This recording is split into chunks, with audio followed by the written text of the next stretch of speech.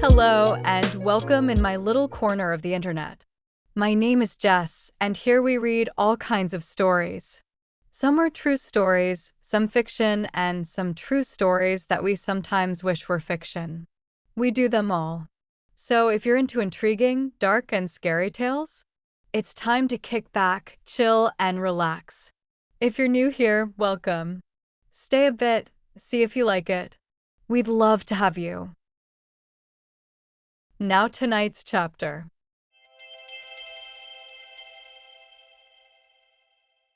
The Silver Wolf Queen.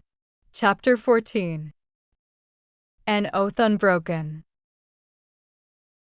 No one breathed. The 7 guardians stood in absolute silence, their ancient silver armor catching the firelight like polished mirrors. They did not shift their weight. They did not tighten their grip upon their weapons. They simply waited. The silence became unbearable. Darius had survived enough battles to know that the quiet before violence was often more terrifying than the violence itself. Yet this felt different. It wasn't the silence of predators. It was the silence of judges. The guardian bearing the silver crown upon its breastplate slowly stepped forward. One measured step. The sound of ancient steel striking stone echoed through the chamber. Every heartbeat in the room seemed to match that single sound. Another step. The guardian stopped at the very edge of the chasm, directly facing Rowan. Its pale silver eyes remained hidden behind the cracked wolf-shaped visor. Still, Rowan felt as though those eyes could see every memory he'd ever carried. Every regret, every lie, every choice. Without warning, the guardian lifted one gauntlet hand. Not toward Rowan, toward Corvin. Every raven immediately raised their weapons. Corvin alone remained still. He slowly lowered his spear until its tip rested against the stone floor. His voice remained calm. "If judgment has come, I will not hide from it." The guardian remained motionless. Then, it turned its hand. The open palm now faced Rowan. Aldrin drew a sharp breath. "No." He whispered the word almost to himself. "It recognizes him." Rowan frowned. "What do you mean?" Aldrin's eyes never left the guardian.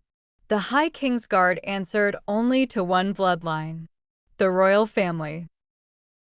Darius looked between them. But Rowan isn't. His sentence faded before he finished it. Everyone was thinking the same thing. House Ashcroft, one of the 7 royal houses. The bloodline Malachar had spent decades trying to erase. The guardian slowly closed its hand into a fist, then pressed it firmly against its own chest. Clang. The 6 remaining guardians repeated the gesture. 7 fists struck 7 breastplates in perfect unison. The sound rolled through the chamber like thunder. Aldrin fell to one knee. Tears filled his eyes. "I never thought I'd live to hear that salute again." Corvin stood frozen. His face had lost every trace of color. "What does it mean?" Aldrin looked up. His voice trembled. He struggled to steady himself. "It means they acknowledge the blood of the 7 houses." Silence followed. Heavy. Impossible. Rowan stared at the ancient warriors. "They're saluting." He couldn't finish the sentence. One thought echoed through his mind. Father. His father had died protecting this secret. A secret so powerful that even death itself had guarded it. Then, the impossible happened. The High King's Guardian spoke. Its voice was unlike anything any of them had ever heard. It sounded old, not merely with age, with centuries. Each word echoed strangely, as though countless voices were speaking together. The oath. A pause. Endures. Every person in the chamber froze. The guardian slowly turned its helmet toward Rowan. The blood. Another pause. Returns. A gust of freezing air swept through the chamber, extinguishing every remaining torch. Darkness swallowed everything. Only the silver eyes of the 7 guardians remained visible. 7 pairs of ancient eyes glowing softly within the blackness. Then, somewhere deep beneath the mountain, another voice answered. Not the guardians. Not human. Older. Far older. At last, the whisper drifted through the darkness like a breath carried on the wind. My children have come home. Every guardian immediately dropped to one knee. Even the High King's Guard. Aldrin's entire body trembled. No. His voice cracked. It can't be. Darius looked toward the darkness below. What now? Aldrin swallowed hard. If that voice is real. He slowly lifted his terrified eyes. Then someone survived. The words echoed through the mountain long after the voice had fallen silent. My children have come home. No one dared answer. Even the 7 guardians remained kneeling, their heads bowed toward the darkness below. The silver glow within their helmets dimmed until it was little more than a pale shimmer. The chamber felt different now. Not dangerous, but sacred. Almost as though every stone had become part of an ancient temple that had simply been waiting for someone to remember it existed. Darius finally broke the silence. Did everyone hear that? Corvin answered without taking his eyes off the abyss. It wasn't in our heads. Aldrin slowly nodded. It came from below. He took a cautious step toward the edge of the chasm. His weathered hands trembled against the top of his staff. I've spent my entire life studying the histories of the 7 houses. His voice had become little more than a whisper. They all agreed on one thing. And what's that? Rowan asked. When the Silver Kingdom fell, Aldrin swallowed. Every member of the royal family died. Another long silence followed. Darius folded his arms. So either every historian got it wrong, or someone has been alive beneath this mountain for 1,000 years. Neither possibility sounded reasonable. Yet absolutely nothing about today had been reasonable. The High King's Guardian slowly rose to its feet. The remaining 6 guardians followed in perfect unison. Without a single spoken command, they turned toward the darkness beneath the mountain. The leader lifted its ancient sword. The blade reflected no firelight. Instead, it seemed to create its own. Soft silver runes awakened along the length of the weapon, glowing brighter with every passing heartbeat. One by one, the other guardians' weapons answered. The axe, the spear, the great hammer, the twin blades. Every ancient weapon came alive with the same pale silver light. The chamber was suddenly illuminated by magic untouched for centuries. The carvings upon the surrounding walls became visible for the first time. Darius stepped closer. I didn't even notice those. Neither had anyone else. The walls had appeared plain beneath the flickering torches. Now they told a story. An army of wolves stood beside human warriors. 7 crowned rulers raised their weapons together beneath a silver moon. Behind them towered a magnificent city unlike anything Darius had ever imagined. Its towers gleamed like polished crystal. Its bridges floated across waterfalls. Massive silver trees rose above the rooftops, their branches sparkling beneath the moonlight. Rowan stared in silence. His voice caught. This was our home. Aldrin smiled sadly. Silverhold. For the first time in his life, the legendary capital of the Silver Kingdom no longer felt like a myth. It had been real. Every story, every legend, every impossible tale. Corvin stepped beside the mural. He reached out but stopped just short of touching the stone. My teachers called this city an illusion. His reflection shimmered faintly in the glowing carvings. They said it never existed. Aldrin looked at him. And now? Corvin gave a quiet laugh. I've spent my life hunting ghosts. His eyes remained fixed on the city. It turns out, we were the ones haunted. No one answered. There was nothing to add. Sometimes the truth carried enough weight on its own. Without warning, the High King's guardian struck the butt of its sword against the stone. The sound rang through the chamber. Once. Immediately, the other 6 guardians repeated the motion. 7 heavy impacts. The mountain answered. Far below, another deep rumble rolled upward. Then, somewhere in the darkness, a line of silver light appeared. It stretched across the far wall of the chasm. Then another. And another. Ancient pathways began to awaken, forming glowing bridges where moments before there had only been empty air. The magic spread slowly across the abyss, weaving elegant roads of shimmering light from one side to the other. Darius stared in disbelief. We're supposed to cross that? Aldrin smiled. The Guardians never lead anyone where they cannot safely walk. The High King's Guardian turned toward Rowan. Then, for the second time in over 1,000 years, it spoke. Heir. The ancient voice echoed through the mountain. Follow. Without waiting to see whether anyone obeyed, the 7 guardians stepped onto the glowing bridge.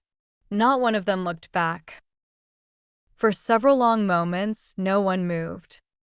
The glowing bridge stretched across the darkness like a ribbon of moonlight, disappearing into the vast cavern beyond.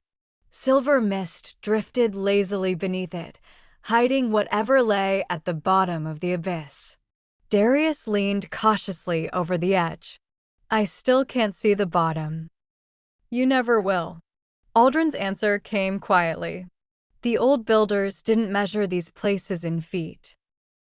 Darius looked back. What does that mean?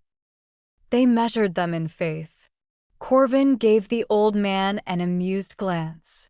You always did enjoy confusing your students. Correction. I preferred making them think.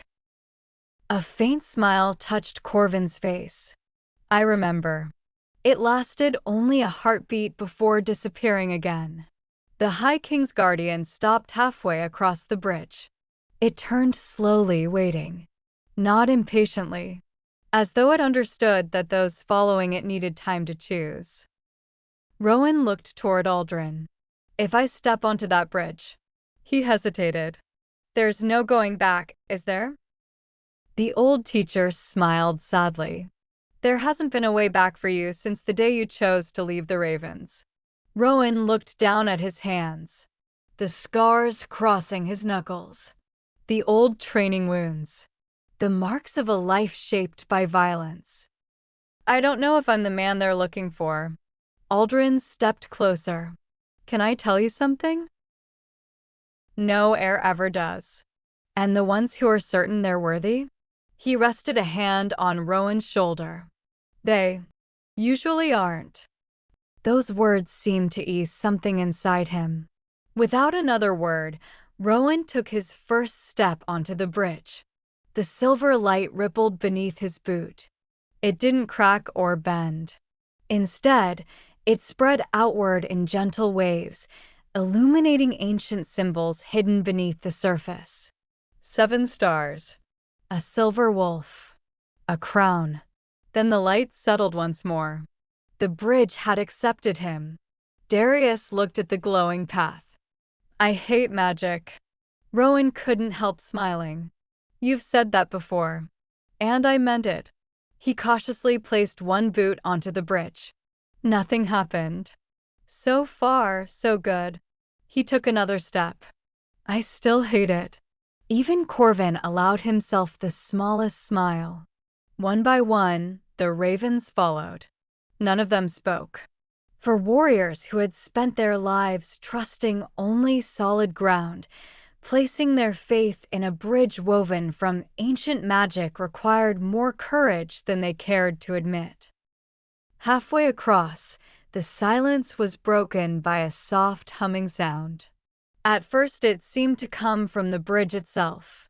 Then Darius realized it was the guardians, not singing, remembering. The ancient melody had no words, only haunting notes that echoed gently through the cavern. Aldrin stopped walking, his eyes filled with tears. "I know that song." Rowan looked back. "What is it?" His voice trembled. "The Oath Hymn." It was sung every time a guardian took the final vow. The old man closed his eyes. "My grandfather used to sing it to me when I was a child. I thought he'd invented it." The melody continued. Slow, beautiful, filled with both sorrow and hope. Even the ravens seemed to be affected by it. The younger warriors lowered their heads, unable to explain why the music stirred emotions they had never learned to name. Corvin remained silent, but inside, memories long buried began to surface. Not of battles, not of training, of his mother, softly humming while tending a small garden outside their home. He hadn't thought of her in decades. Malachar had taught him to forget. But now, here, the guardians had reminded him. The bridge finally reached the opposite side. A pair of enormous silver doors stood before them. Each door towered nearly 40 feet high, carved from a metal unlike anything Darius had ever seen. Not a single mark of age touched its surface. Across both doors stretched an enormous relief of the Silver Kingdom. 7 crowned rulers stood together beneath a full moon. And behind them, thousands of wolves raised their heads toward the stars. The craftsmanship was breathtaking. Every strand of fur, every fold of cloth, every expression had been carved with impossible precision. At the center of the doors rested a circular seal, a handprint, perfectly sized for one person. The High King's guardian stopped before it, then slowly turned toward Rowan. Without speaking, it stepped aside. The meaning was unmistakable. Only one person could open what lay beyond. And for the first time since all of this started, Rowan truly understood what he had to do. The guardians hadn't brought him here. They had been waiting for him all along. The chamber fell silent once again. Every eye rested on the silver handprint carved into the center of the enormous doors. It seemed almost ordinary. After everything they had witnessed, Darius had expected glowing crystals, ancient runes, perhaps even some impossible lock forged by forgotten magic. Instead, it was simply the impression of a human hand. Rowan stood before it without moving. His heartbeat echoed in his ears. "What if it doesn't open?" Aldrin smiled gently. "Then we leave." Rowan looked at him. "Just like that. You've spent your whole life believing destiny is something that forces itself upon people." The old man shook his head. "It isn't. Sometimes destiny is nothing more than an invitation. And if I refuse? Then someone else will carry the burden." The words lingered.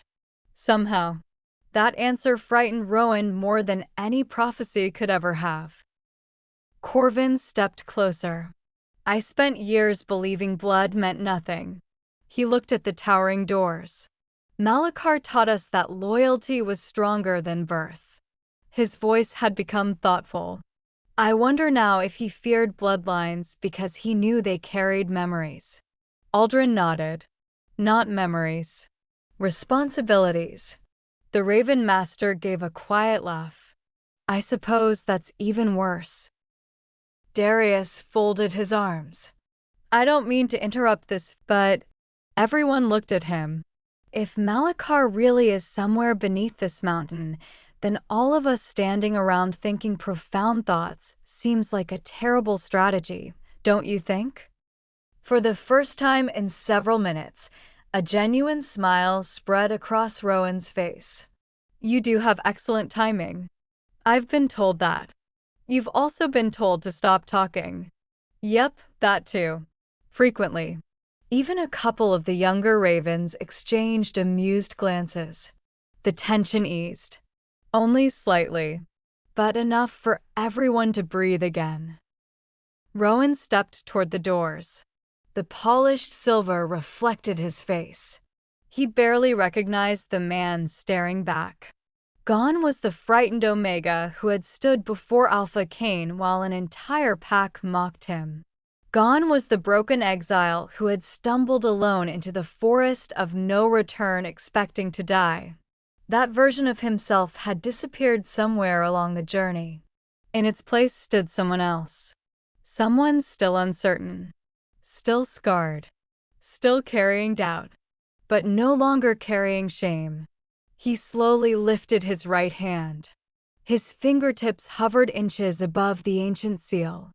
I hope you're right, Father. The words escaped before he realized he'd spoken them. Then, he placed his hand against the silver. Nothing happened. The chamber remained perfectly still. Several long seconds passed. Darius quietly cleared his throat. I wasn't going to say anything. A faint pulse spread beneath Rowan's palm. The silver beneath his hand rippled like water. Ancient symbols ignited beneath the surface, racing outward through the massive doors in every direction. The entire chamber filled with soft silver light.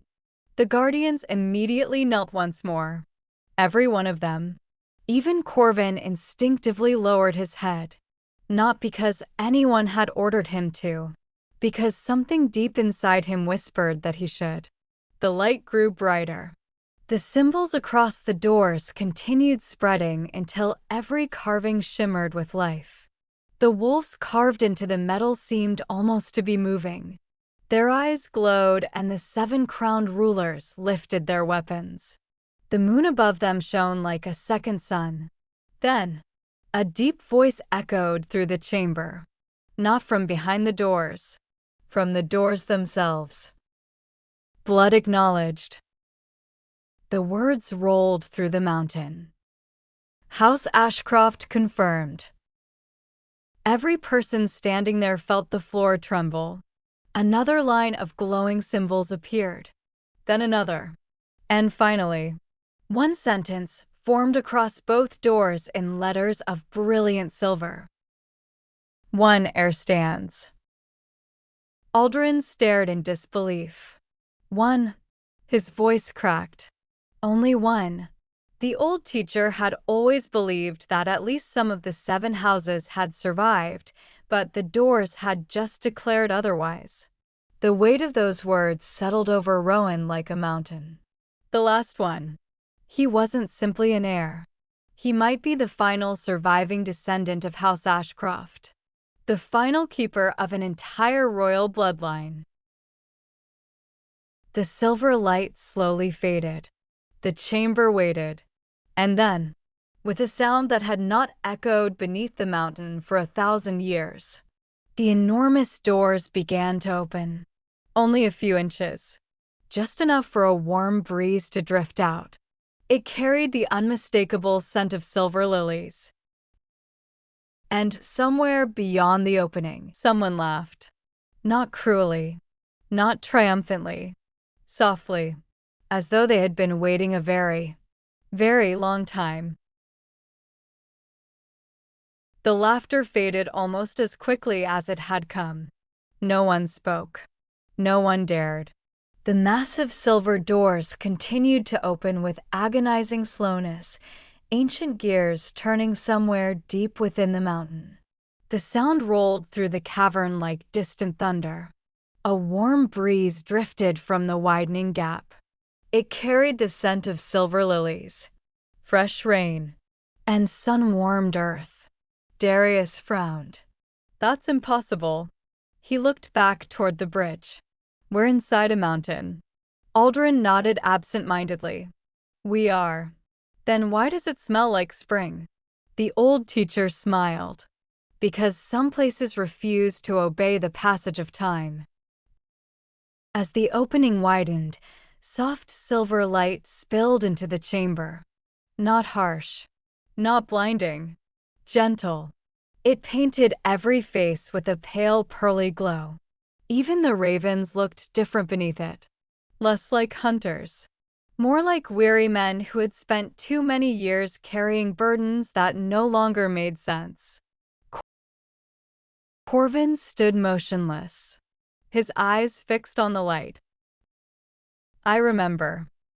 The words escaped him before he realized he had spoken. Aldrin turned. What do you remember? Corvin's brow furrowed. I don't know, I was only a child. But he closed his eyes. I've seen this light before. Aldrin studied him carefully. Perhaps before you became a raven. Corvin slowly opened his eyes. Perhaps before I forgot who I was. The High King's guardian stepped through the doorway. The others followed. Not into darkness. Into light.